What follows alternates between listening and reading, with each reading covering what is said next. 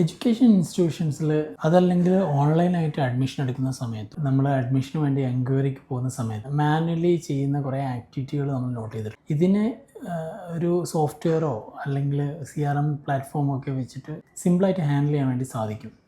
അപ്പോൾ നമുക്കൊരു QR generate ചെയ്ത് കഴിഞ്ഞാൽ അതിലൂടെ അഡ്മിഷൻ എടുക്കുകയും അഡ്മിഷൻ എടുത്തിരിക്കുന്ന സ്റ്റുഡൻസിൻ്റെ ഫോളോ അപ്പ് എല്ലാം തന്നെ നല്ല സ്ട്രക്ചേർഡ് ആയിട്ടുള്ള ഒരു സിസ്റ്റം വെച്ചിട്ട് ഹാൻഡിൽ ചെയ്യാൻ വേണ്ടിയൊക്കെ സാധിക്കും. അങ്ങനെയുള്ള പ്ലാറ്റ്ഫോമുകൾ നിങ്ങൾ സിസ്റ്റമാറ്റിക്കായിട്ട് ചെയ്യുകയാണെങ്കിൽ നിങ്ങൾക്ക് വരുന്ന ഒരു ബൾക്കായിട്ടുള്ള എൻക്വയറീസിനെ സിമ്പിളായിട്ട് ഹാൻഡിൽ ചെയ്യാൻ വേണ്ടി സാധിക്കും. അങ്ങനെ എൻക്വയറീസ് സിമ്പിളായിട്ട് ഹാൻഡിൽ ചെയ്ത് കഴിഞ്ഞാൽ അതിനെ നമുക്ക് ഫോളോ അപ്പ് ചെയ്യാൻ വേണ്ടിയിട്ടും ഫോളോ അപ്പ് ചെയ്യുന്ന അപ്ഡേറ്റുകൾ മെൻഷൻ ചെയ്യാൻ വേണ്ടിയിട്ടൊക്കെയും ERPയിലൂടെയും അതല്ലെങ്കിൽ CRM പ്ലാറ്റ്ഫോമിലൂടെയൊക്കെ സാധിക്കുന്നതാണ്. നിങ്ങളുടെ നെയിം ആൻഡ് ഡീറ്റെയിൽസ് എൻ്റർ ചെയ്യുന്നു, ശേഷം നിങ്ങൾ ചൂസ് ചെയ്യുന്ന ഓപ്റ്റ് ചെയ്യുന്ന കോഴ്സുകൾ സെലക്ട് ചെയ്യുന്നു.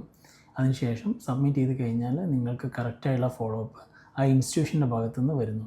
ഇങ്ങനെയുള്ള മൊഡ്യൂളുകൾ ചെയ്യുന്ന സമയത്ത് UI UXൻ്റെ കാര്യത്തിലൊക്കെയും കുറച്ച് സീരിയസ് ആയിട്ട് തന്നെ ഇൻസ്റ്റിറ്റ്യൂഷൻസ് ശ്രദ്ധിക്കേണ്ടതായിട്ടുണ്ട്. എഡ്യൂക്കേഷൻ ഇൻസ്റ്റിറ്റ്യൂഷൻസിന് വേണ്ടിയിട്ടോ ലേണിംഗ് പ്ലാറ്റ്ഫോമിന് വേണ്ടിയിട്ടോ എല്ലാം തന്നെ യൂസ് ചെയ്യുന്ന എൻക്വയറി മാനേജ്മെൻറ്റ് ഓപ്ഷൻ മറ്റുള്ള ബിസിനസ്സുകളിൽ യൂസ് ചെയ്യുന്ന എൻക്വയറി മാനേജ്മെൻറ്റ് പോലെ തന്നെ ആയിരിക്കില്ല.